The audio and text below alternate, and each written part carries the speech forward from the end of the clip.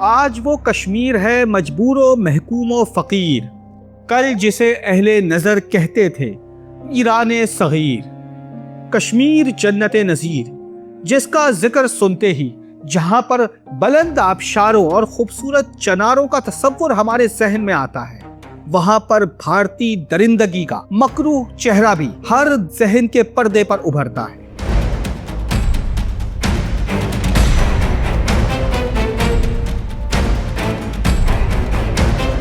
مسئلہ کشمیر کیا ہے اور 5 فروری ہم کیوں کر مناتے ہیں؟ آج کی اس ویڈیو میں ہم اسی پر بات کریں گے۔ آپ دیکھ رہے ہیں اسٹار پوائنٹ اور میں ہوں آپ کا میزبان ابصار احمد۔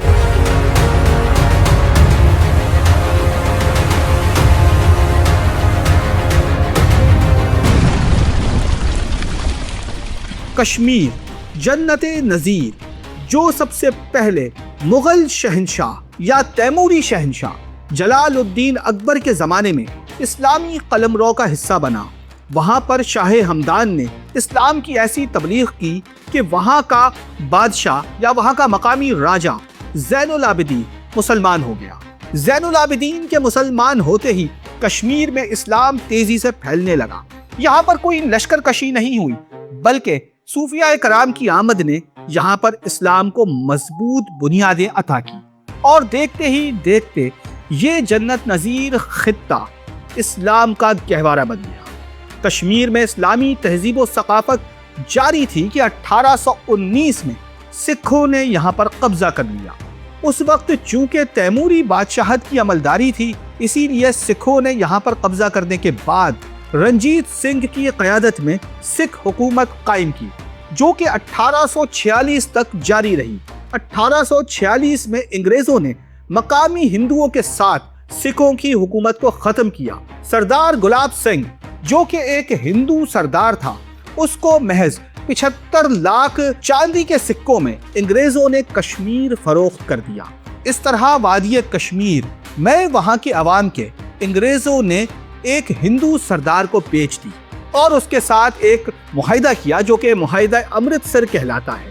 اس کے تحت وہ ہندو سردار جو کہ ڈوگرا راجہ ہے، وہ مکمل طور پر انگریزوں کے ماتحت اپنی حکومت کشمیر میں قائم رکھے گا۔ کشمیر کی آبادی کا اس وقت 80% حصہ مسلمانوں پر مشتمل تھا، مگر ہندو راجہ نے جس طرح وہاں پر حکومت کرنے کے بعد مسلمانوں پر ظلم و ستم توڑے، اس پر الامان الحفیظ۔ مگر اس وقت بر صغیر چونکہ خود کشمکش کا شکار تھا، یہاں پر بھی جگہ جگہ ریاستوں پر انگریز قابض ہو رہے تھے، یہاں تک کہ 1857 میں انگریزوں نے دہلی فتح کرنے کے بعد ہندوستان کو اپنے ماتحت کر لیا، تو یہاں کے مسلمان بھی زبوں کا شکار ہو گئے۔ تو ایسے میں کشمیر کو کوئی کیوں کر پوچھتا؟ مسلمانوں کی زبوں جاری رہی یہاں تک کہ 20ویں صدی کا آغاز ہوا۔ 20ویں صدی میں کشمیر میں مظالم کی صورتحال اس وقت سامنے آئی جب وہاں کے راجہ ہری سنگھ نے مسلمانوں پر اس طرح تشدد کرنا شروع کیا کہ وہ صبح سویرے اگر کسی مسلمان کی شکل دیکھ لیتا تو اسے وہیں پر قتل کروا دیتا، اور وہ کہتا کہ آج کی گھڑی میرے لیے منحوس گھڑی ہے۔ یہ ساری صورتحال تھی کہ 1932 میں شیخ عبداللہ نے، جو کہ ایک وہاں کے مقامی نوجوان تھے، انہوں نے مسلم کانفرنس کے نام سے ایک تنظیم بنائی اور کشمیری نوجوانوں کو متحد کر کے آزادی کے نعرے بلند کیے۔ یہ آزادی کے نعرے اتنے بلند ہوئے کہ پورے ہندوستان میں چلو چلو کشمیر چلو کی صدائیں آنے لگی، اور پھر 1935 میں علامہ محمد اقبال رحمت اللہ علیہ کے ساتھ کشمیر میں مسلم کمیٹی کا قیام بھی عمل میں آیا، جس کے تحت کشمیر کو ڈوگرا راجہ سے آزادی دلوانا تھا۔ اس وقت پوری دنیا میں آزادی کی تحریکیں جاری تھی اور کشمیری مسلمان آزادی کے خواب دیکھ رہے تھے، مگر اس وقت چونکہ یہاں پر ہندو ڈوگرا راج کی حکومت تھی، اسی لیے مسلمان کچھ نہیں کہہ سکتے تھے۔ 1945 میں جب بر صغیر میں تقسیم کی باتوں نے زور پکڑا تو کشمیری مسلمانوں کو بھی اپنی آزادی کی خواب کی تعبیر بھی نظر آنے لگی، مگر انہیں کیا پتا تھا کہ 1 صدی گزرنے کے باوجود بھی کشمیر کی آزادی کا خواب صرف خواب ہی رہے گا۔ کشمیری عوام یہی سمجھتے رہے کہ وہ پاکستان کا حصہ بنے گا۔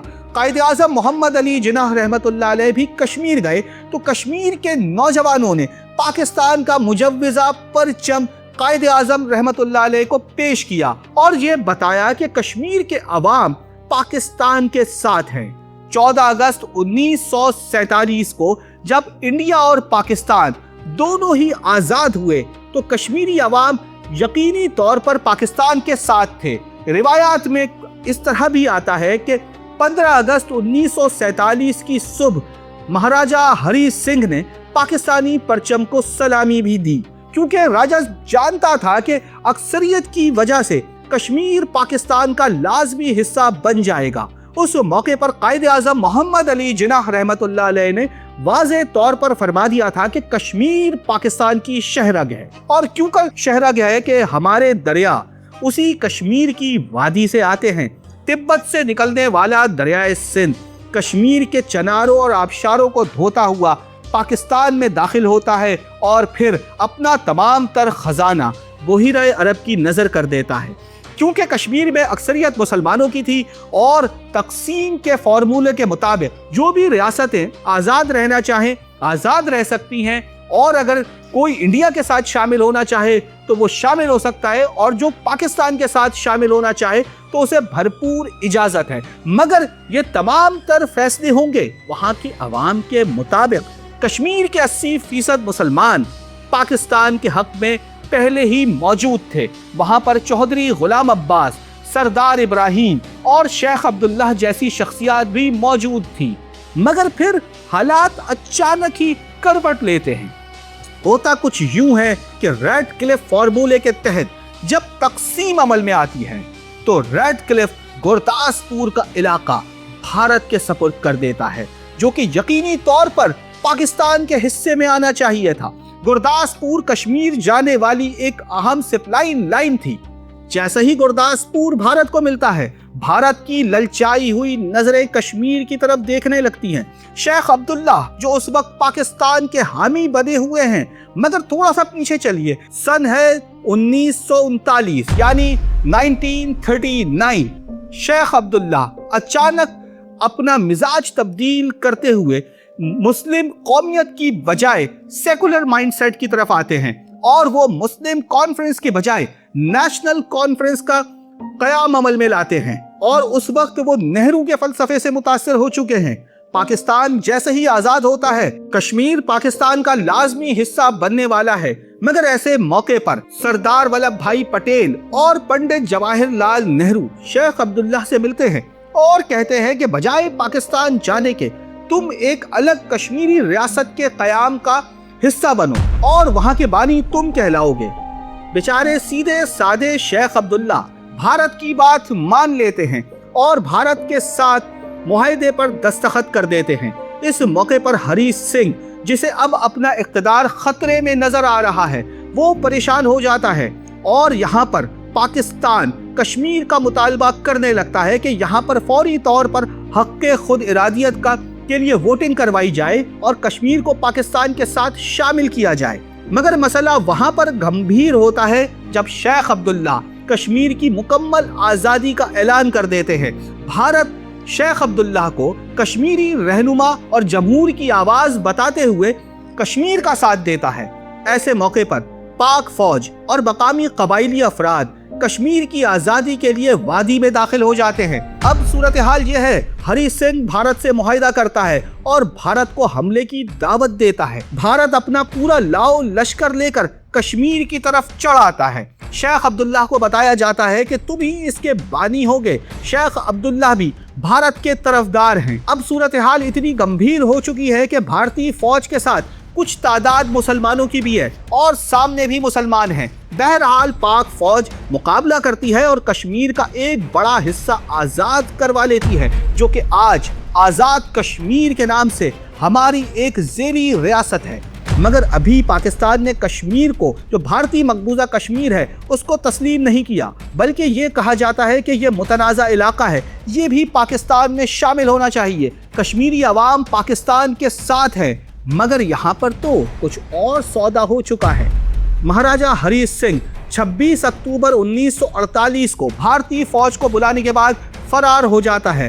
पाक फौज मुकाबला करती है, मगर सूरत हाल कुछ ऐसी है कि अब भारतीय फौज शेख अब्दुल्लाह को वहाँ का वजीर आज़म बनाकर अपनी कठपुतली हुकूमत बना लेती है। शेख अब्दुल्लाह भी समझते हैं कि शायद मैं ही कश्मीर का वाली वारिस हूँ और मामला अक़वाम मुत्तहिदा में चला जाता है, जहाँ पर अक़वाम मुत्तहिदा में ये करारदाद 24 अप्रैल 1948 को पहले ही पेश हो चुकी है कि कश्मीर का फैसला वहाँ के अवाम करेंगे। मगर भारत ये कहता है कि कश्मीरी अवाम शेख अब्दुल्लाह की सूरत अपना फैसला सुना चुके हैं, इसीलिए शेख अब्दुल्लाह ये चाहते हैं कि कश्मीर भारत के तहत रहे मगर उसे आज़ाद और खुद मुख्तार रियासत डिक्लेयर किया जाए। 24 अक्टूबर 1948 को पाकिस्तान ने आज़ाद कश्मीर को एक अलग रियासत और अपनी तुफैली रियासत के तौर पर डिक्लेयर करते हुए चौधरी गुलाम अब्बास को यहाँ का सरबराह मुकर्रर कर दिया और आगे की जद्दोजहद करने लगे। मगर अक़वाम मुत्तहिदा की करारदाद ये कहने लगी कि मामले को यहीं पर रोका जाए और कश्मीरी अवाम के मुताबिक फैसला किया जाए। शेख अब्दुल्लाह की आंखें उस वक्त खुलती हैं जब भारत मुकम्मल तौर पर फौजी इख्तियारात अपने हाथ में लेकर उसके दिफाई मामलात के साथ साथ खारजी और दाखिली मामलात में भी मुदाखलत करना शुरू करता है। शेख अब्दुल्ला एहतजाज करते हैं तो उन्हें 1953 में गिरफ्तार कर लिया जाता है। अब कश्मीरी अवाम की आंखें खुलती हैं और वो सोचते हैं कि हमने पाकिस्तान के साथ शामिल ना होकर कितनी बड़ी गलती कर दी है। शहीद मिल्लत लियाकत अली खान रहमतुल्लाह अलैह कश्मीर के मौक़िफ़ पर इस तरह डटते हैं कि अपना तारीखी मुक्का भी भारत के सामने लहराते हुए उसे वाज़ेह करते हैं कि कश्मीर के मामले में अगर तुमने हमारे साथ जंग की, हम पांचों सूबे एक मुक्के की मानिंद हैं। कश्मीरी अवाम का फैसला ना हो सका, यहाँ तक कि पाकिस्तान को खुद मुदाखलत करना पड़ी। बहुत सारे लोग ये कहेंगे कि पाकिस्तान क्यों कर मुदाखलत कर रहा है, तो जनाब बात है जमहूरी तर्ज हुकूमत की। कश्मीरी अवाम के मुताबिक फैसला होना चाहिए था, मगर यहाँ पर फैसला उसके बरक्स है। कश्मीरी अवाम पाकिस्तान के हक में खड़े हैं, उधर भारतीय दरिंदगी मौत का रक्स करने के लिए श्रीनगर की गलियों में नाच रही। कश्मीरी अवाम बेइंतहा शहीद होने लगे तो पाकिस्तान को ऑपरेशन जिब्राल्टर करना पड़ा, जिसके मुताल्लिक आज हमारे बहुत सारे सो कॉल्ड दानिश्वर कहते हैं कि ऑपरेशन जिब्राल्टर पाकिस्तान ने शुरू किया, जिसकी वजह से 1965 की जंग के लिए भारत ने पाकिस्तान पर हमला किया। मगर वो ये क्यों कर भूल जाते हैं कि कश्मीरी अवाम का खून मुसलसल बह रहा था। बैनुल अक़वामी कानून के तहत अगर कोई रियासत मजलूम है और अपनी किसी पड़ोसी रियासत को आवाज़ देती है तो वो हक बजानिब है। बहरहाल पाकिस्तान ने कभी भी ऑपरेशन जिब्राल्टर को सरकारी तौर पे तस्लीम नहीं किया, बल्कि ये बताया जाता रहा है और हकीकत भी इसमें यही है कि कश्मीरी नौजवान ऑपरेशन जिब्राल्टर के दौरान मौजूद थे जो अपनी आज़ादी के लिए जंग लड़ रहे थे। और फिर बहुत जल्द मुजाहिदीन कश्मीर और पाक फौज के जवान श्रीनगर के करीब पहुँच गए। भारत जिस तरह से शिकस्त पे शिकस्त खा रहा था, उसने अपनी ये खफगी मिटाने के लिए 6 सितंबर 1965 को पाकिस्तान पर हमला कर दिया। पाक फौज जो कि दरियाए तवी उबूर करके जम्मू तक दाखिल हो चुकी थी, यहाँ पर भारतीय हमले के बाद उसे वापस आना पड़ा। 17 रोज़ा जंग में पाकिस्तान का पल्ला भारी रहा। 17 रोज़ा जंग के बाद जब सीज फायर होता है तो पाक फौज दरियाए तवी उबूर कर चुकी है। फिर आता है 1966 का सन। ताशकंद में मुआहिदा होता है। मुआहिदे के तहत तमाम फौजें 5 सितंबर वाली पोजीशंस पर वापस चली जाएंगी। पाकिस्तान ये मुआहिदा बिला चूनो चरा मंजूर कर लेता है और उस पर दस्तखत कर देता है। अब सूरत हाल ये है कि कश्मीर की आज़ादी का ख्वाब जो पूरा होने वाला होता है वो एक मरहले पे आके रुक जाता है, क्योंकि इसके पीछे रूसी सदर कोसिजिन ने ये कहा था कि कश्मीर का मसला मैं हल करवाऊंगा।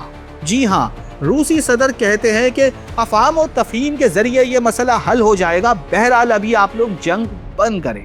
पाकिस्तान ने अमन की आवाज़ पर लब्बैक कहा और तमाम मुतालबात मान लिए और आलमी बिरादरी एक मरतबा फिर कश्मीर के साथ दगा कर गई। कश्मीरी अवाम आज़ादी के करीब जाकर भी आज़ादी का सूरज ना देख सके।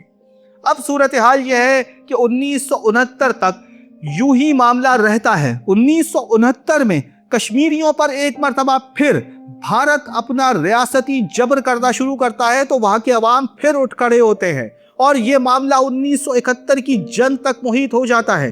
1971 की जंग से पहले भारत ने वहां पर बड़ी तादाद में मुसलमानों का कत्लेआम किया। कहते हैं कि 741 मुसलमान श्रीनगर के अंदर शहीद हो गए। तो एक मर्तबा फिर श्रीनगर के नौजवान पाकिस्तान का सब्ज हिलाली परचम लेकर निकले। 1973 में कश्मीर में आज़ादी की सदाएं एक मर्तबा फिर गूंजने लगी, मगर इस मर्तबा भी भारत ने रियासत के बलबूते पर कश्मीरी अवाम को दबाने की कोशिशें की।